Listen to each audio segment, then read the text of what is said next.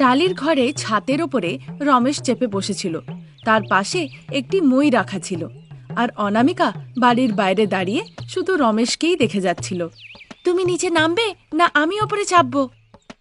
আমি নিচে আসবো তখন তো তুমি ওপরে আসবে, আর তার জন্য মই লাগবে, আর মই তো আমারও লাগবে। কিন্তু এখন আমি নিচে আসবো না অনামিকা, তাই তুমিও ওপরে আসতে পারবে না। আমাকে কিছুক্ষণ একা ছেড়ে দাও। তোমাকে ডিভোর্স দেবো নাকি? আরে অনামিকা, ছেড়ে দেওয়ার মানে ডিভোর্স দেওয়া নয়। তোমার বিভিন্ন রকমের রান্না বান্না খাওয়ার থেকে আমাকে শান্তি দাও। তোমার তো খুশি হওয়া উচিত যে তোমার স্ত্রী তোমার জন্য বিভিন্ন রকমের রান্না বান্না করে তোমাকে খাওয়াচ্ছে, আর তুমি উল্টো কথা বলছো। এখনো পর্যন্ত তো আমার ভাগ্যটা বেশ ভালোই ছিল, কিন্তু আমি হাত জোড় করছি, আমার ভাগ্যটাকে আর ভালো করার তোমার দরকার নেই। যেমন অবস্থায় আছি ছেড়ে দাও, তাতেই আমার ভাগ্য বেশি ভালো থাকবে। রমেশের কথা শুনে অনামিকা নিজের কাঁদো কাঁদো মুখ বানিয়ে নেয়। এ কথা কি করে বলতে পারলে যে আমি ছেড়ে দিলে তবেই তোমার ভাগ্য ভালো হবে? এতদিন ধরে সঙ্গে আছি, তার মানে এতদিন ধরে তোমার ভাগ্য খারাপ ছিল? অনামিকার এ কথা শুনে রমেশ খুব চিন্তায় পড়ে যায়। আমি হাত জোড় করছি অনামিকা, আবার সেই সব পুরনো কথা তুমি আর শুরু করো না। যেই না তোমার মুখ দিয়ে আগুন বেরোতে শুরু হয়, সেই তোমার মা হাওয়ার গতির থেকে বেশি উড়ে এসে এখানে জুড়ে বসেন, তারপর নিম ডালের দুটো ডালে পা ঝুলিয়ে দেবীর মতন ঝুলতে লাগেন। তা দেখেই ভয়ের চোটে আমার প্যান্ট যেন ভিজে যায়। রমেশকে এভাবে ভয় পেতে দেখে অনামিকা মুচকি মুচকি হাসতে লাগে। তাকে হাসতে দেখে তখন রমেশ বলে, অনামিকা, নিজের হাসিটাকে তুমি আটকাচ্ছ। যখন একথা হচ্ছিলই তখন সারদা বৌমা অনামিকার চোখের নাগাল থেকে বেঁচে সে ছুটে বাইরে বেরিয়ে যায়। ঠাকুরের কৃপা, বৌমা ছেলের সাথে এখন কথা বলছে, সে আমাকে দেখতে পায়নি। তার চোখের আড়াল থেকে বেঁচে আমি পালিয়ে গেছি, না হলে কি যে হতো। এরকমটা সে ভাবে, কিন্তু ঘরের ছাদে বসে রাম নিজের মাকে ছুটে পালাতে দেখে নেয়। অনামিকা, আমি কিছু বললেই তুমি বলো তোমার শাশুড়ি নাকি দেবীর মতো, আমি তার পুজো করি। এবার থেকে এরকম কথা তুমি বলো না। এবার আমার কথা মতো তুমি একবার ঘুরে তাকাও, দেখো আমার মা পিটি ঊষা আর অশ্বিনীর মতন কেমন ছুটছে। এভাবে বলাতে অনামিকা রাস্তার দিকে চেয়ে দেখে তার শাশুড়ি মা সারদা হাওয়ার গতির থেকে বেশি জোরে সে ছুটে পালাচ্ছে। উড়ে বাবা মা, আমি আপনাকে ছাড়বো না, দাঁড়ান আসছি। একথা বলে অনামিকা সারদার পেছনে ছুট দেয়। তাকে পেছন থেকে আসতে দেখে সারদা খুব ঘাবড়ে যায়। হে ঈশ্বর, আমার বৌমা কি করে জানতে পারলো যে আমি ছুটে পালাচ্ছি? এক্ষুনি রকেটের মতন এসে আমাকে সে ধরে ফেলবে। তার হাত থেকে আমাকে বাঁচতে হলে বুলেটের গতিতে ছুটতে হবে। এ কথা বলে সে ছুটছিলই, ততক্ষণে সারদা ছুটতে ছুটতে অনামিকার কাছে এসে যায়। শাশুড়ি মা, এটা কি? এটাকে ছুটে পালানো বলে। কিন্তু আপনি ছুটে কেন পালাচ্ছেন? তোমার ভ্যারাইটি রান্না বান্না খেয়ে একদিন আমার প্রাণ চলে যাবে, তাই ছুটে পালিয়ে আমি নিজের প্রাণ বাঁচাচ্ছি। কিন্তু কতদিন এভাবে পালিয়ে বাঁচবেন মা? যতদূর তুমি যেতে পারবে না আমি তত দূর যাব। আহা মা, আমি তো আপনার সঙ্গেই ছুটে যাচ্ছি, বুঝতে পারছেন না নাকি? অনামিকার এভাবে বলাতে সারদা হঠাৎ করে ছুটতে ছুটতে সেখানেই থেমে পড়ে। তা দেখে অনামিকাও থেমে যায়। তারপর একে অপরকে তারা দেখে। ওরে আমার মাথা, এ তো সত্যি। তাহলে কি এতক্ষণ ধরে আমরা ভিডিও কলে কথা বলছিলাম? না মা, সামনাসামনি। সামনাসামনি মানে তুমি পেছন থেকে ছুটে এসেছো বুঝি? হ্যাঁ মা, এখনো বিশ্বাস করতে পারছেন না বুঝি? এভাবে বলাতে অনামিকা সারদার হাতটা নিয়ে জোরে কামড়ে দেয়। সেই কামড়ানির ব্যথাতে সারদা চিৎকার করে ওঠে। হে ভগবান, কি ব্যথা হচ্ছে! তুমি কুকুরের মতন কামড়ে দিলে, তোমার দাঁতগুলো ছুরির মতন এত ধার। হে ভগবান, আর পারছি না, খুব ব্যথা হচ্ছে। একথা বলে সারদা আবার ছোট লাগায়।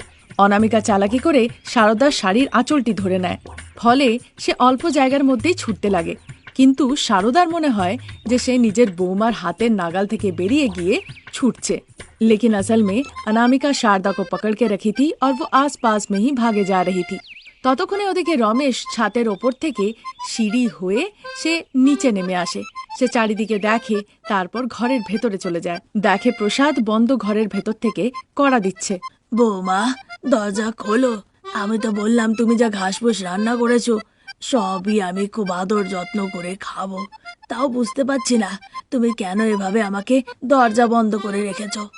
এ কথা শুনে রমেশ সেই দরজার কাছে যায়, গিয়ে দেখে দরজায় তালা দেওয়া আছে। বাবা, অনামিকা তোমাকে বাইরের থেকে তালা লাগিয়ে চলে গেছে। এ কথা শোনার পরে প্রসাদ ভেতর থেকে, বাবা রমেশ, এসেছো? তুমি কি তালাটাকে ভাঙতে পারবে? ঠিক আছে বাবা, যেভাবেই হোক আমি এই তালাটাকে ভাঙার চেষ্টা করছি। একথা বলার পরে সে হাতুড়ি খুঁজতে লাগে।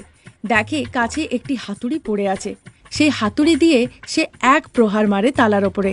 তালাটি ভেঙে যায়। রমেশ সেই দরজাটি খুলে দেয়। ভেতর থেকে প্রসাদ বেরিয়ে আসে। তারপর ছেলে রমেশকে দেখে, বাবা, কখনো ভাবিনি যে তোকে আবার থেকে দেখতে পাবো। এত বড় সিনেমার ডায়লগ কেন দিচ্ছ বাবা? তোমার বৌমা আসার আগেই চলো আমরা এখান থেকে পালিয়ে যাই। হ্যাঁ বাবা, না হলে এক্ষুনি এসে সে নিজের পকুড়ির আইসক্রিম আমাদেরকে খাওয়াবে। সেসব খাইয়ে জানি না কোথায় নিয়ে যাবে। আমরা তো নিজের প্রাণটিকে হাতের মধ্যে নিয়ে ছুটে বেড়াচ্ছি। হ্যাঁ বাবা, কিছুদিন আগে সে একটা কিছু বানিয়েছিল, তার নামটা আমার মাথা থেকে বেরিয়ে যাচ্ছে, কিন্তু শুনেছি সেটা খাওয়ার পরে 5 দিন সময় লাগে সামান্য হতে। এবার কি হবে বাবা? কিন্তু তোমার মা বৌমার হাতে ধরা পড়েছে নাকি? না গো বাবা, তখন তো শাশুড়ি বৌমা ছুটছিল, আর হয়তো এখনো তারা ছুটেই যাচ্ছে। যতদূর আমি জানি, অনামিকা প্রতিশোধ নেওয়ার জন্য মায়ের পেছনে পেছনে এখনো সে ছুটেই যাচ্ছে, আর মাও তার সঙ্গে আরো জোরে ছুটেই যাচ্ছে হয়তো, কারণ যদি সে ধরা পড়ে তাহলে তো বৌমার হাতে ওই পচা পকুড়ি খেতে হবে। আচ্ছা বেশ বাবা, চল এখন আমরা যাই। শাশুড়ি বৌমা ফিরবে, তারপর বৌমা শাশুড়িকে খাওয়াবে। বৌমার হাতের খাবার খেলে তবে তো দুজনের মধ্যে বন্ধুত্ব বাড়বে। এভাবে তারা কথা বলতে বলতে বাইরের দিকে যাচ্ছিলই দেখে শাশুড়ি বৌমা একে অপরকে ধরাধরি করে দুজনে বাড়ি ফিরে এসেছে। তারপর শাশুড়ি বৌমা ঘরে ঢোকে। অনেক হলো দেখা, এবার গিয়ে বসুন। অনামিকা যেই না এ কথা বলে, সারদা, প্রসাদ, রমেশ সবাই গিয়ে বসে পড়ে। অনামিকা দরজায় তালা দিয়ে দেয়। তারপর সেই তালার চাবিগুলোকে দেখিয়ে, এবার তোমরা কোথাও ছুটে পালাতে পারবে না। আমি এক্ষুনি আইসক্রিম পকোড়ি বানিয়ে নিয়ে আসছি, বসে খাবেন। একথা বলে অনামিকা সেখান থেকে রান্নাঘরের দিকে চলে যায়। যেই না অনামিকা সেখান থেকে যায়, তারা তিনজনে দুঃখিত হয়ে বসে কান্নাকাটি জোড়ে। এটা আবার কি রকমের টর্চার? তুমি তো তাকে সঙ্গে করে নিয়ে এলে, এবার বোঝো। মা, তখনই আমি তোমায় বলেছিলাম এরকম খাদ্য পাগল লোক চাই না। আমার সারা মাসের মাইনে অনামিকার এরকম পাগলামি খাবারের এক্সপেরিমেন্টের ওপরেই সব বেরিয়ে যায়। তখন বলেছিলে রোজ রোজ সেই একই খাবার খেয়ে আমরা বিরক্ত হয়ে যাই, আমরা বিভিন্ন রকমের রকমারি খাবার পাবো। এবার দেখো কি অবস্থা হয়েছে ঘরের। এসব কথা হচ্ছিলই, ততক্ষণে অনামিকা গরম গরম আইসক্রিম তেলে ভাজা নিয়ে তাদের সামনে এসে হাজির হয়। তারপর সেটাকে দেখিয়ে সে বলে, মা, বাবা, হ্যাঁ গো শুনছো, তোমরা আইসক্রিম পকোড়া খাও দেখি। একথা বলে অনামিকা সেখান থেকে চলে যায়। সারদা, প্রসাদ, রমেশ তিনজনেই ভয়ের চোটে ওই আইসক্রিম পকোড়ার দিকে চেয়ে থাকে। ততক্ষণে জল নিয়ে আবার অনামিকা ফিরে আসে। খান খান মা, এই আইসক্রিম পকোড়া খেতে খুব সুস্বাদু। দেখে মনে হচ্ছে আপনারা লজ্জা পাচ্ছেন, আমি এসে খাওয়াবো নাকি? অনামিকা যখন একথা বলে, তিনজনেই ভীষণ ঘাবড়ে যায়। ঈশ্বরের উপরে ভরসা করে চলো আমরা এটাকে খেয়েই নিই। এরকম কথা ভেবে তারপর তিনজনে ওই আইসক্রিম পকোড়া খেতে লাগে। তাদেরকে খেতে দেখে অনামিকা মনে মনে ভীষণ আনন্দিত হয়। এই আইসক্রিম পকোড়া খেতে খুব সুস্বাদু না মা? খেতে খুব সুস্বাদু বৌমা, একটা খেলেই মনে হচ্ছে আর একটা খাওয়া যাক। হ্যাঁ গো, তুমি কি বলবে? আরে বা অনামিকা, এই পদটা কিন্তু খুবই খেতে সুস্বাদু। এরকমটা বলে সবাই তেলে ভাজা খেতে লাগে। হঠাৎ করে প্রসাদের মনে হয় পেটে একটা কিছু হচ্ছে। সে তাড়াতাড়ি করে উঠে দাঁড়ায়। বাবা, মনে হচ্ছে পেটে একটা কিছু হচ্ছে, দরজা খুলে দাও, আমি বাথরুম যাব। এভাবে বলাতে অনামিকা এসে দরজাটা খুলে দেয়। যেই না দরজা খুলে, প্রসাদ ছুটে বাথরুমের দিকে চলে যায়। সারদাও তার পিছু পিছু বাথরুমের দিকে ছুটে যায়। হ্যাঁ গো, তাড়াতাড়ি বেরিয়ে এসো, আমিও যে একবার যাব। আমার তো মনে হচ্ছে পেটের ট্যাঙ্কি লিক হয়ে গেছে, আর পারছি না গো, সহ্য হচ্ছে না। এভাবে সে জোরে জোরে বাথরুমের দরজা ঠোকে। তারপর প্রসাদ বেরিয়ে আসতেই সারদা তাড়াতাড়ি ঢুকে যায়। ততক্ষণে রমেশও বাথরুমের কাছে এসে দরজায় কড়া দিতে শুরু করে। বাবা, আমি সহ্য করতে পারছি না যে। এ কথা বলে রমেশ একটা জলের কৌটো নিয়ে সেখান থেকে দৌড় লাগায়। এ কাণ্ড দেখে অনামিকার সাথে সাথে পুরো গ্রামবাসীরাও হাসতে লাগে। তারপর থেকে অনামিকা বিভিন্ন রকমের রান্না বান্না করা বন্ধ করে দেয়।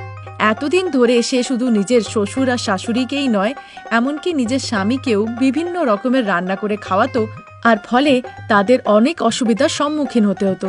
যেহেতু পুরো পরিবারের জন্য ব্যাপারটা অসহ্য হয়ে উঠেছিল, তাই অনামিকা এখন থেকে এভাবে রান্নাবান্না করে তাদেরকে খাওয়ানো বন্ধ করে। যদি আপনাদের পরিবারেও কেউ এমন আছে যে বিভিন্ন রকমের রান্নাবান্না করে ভ্যারাইটিস খাবার খাওয়ায়, তাহলে তার ভিডিও আমাদের সাথে নিশ্চয়ই শেয়ার করুন। আজ এই পর্যন্ত। নতুন গল্প নিয়ে তাড়াতাড়ি হাজির হব। ততক্ষণের জন্য নমস্কার।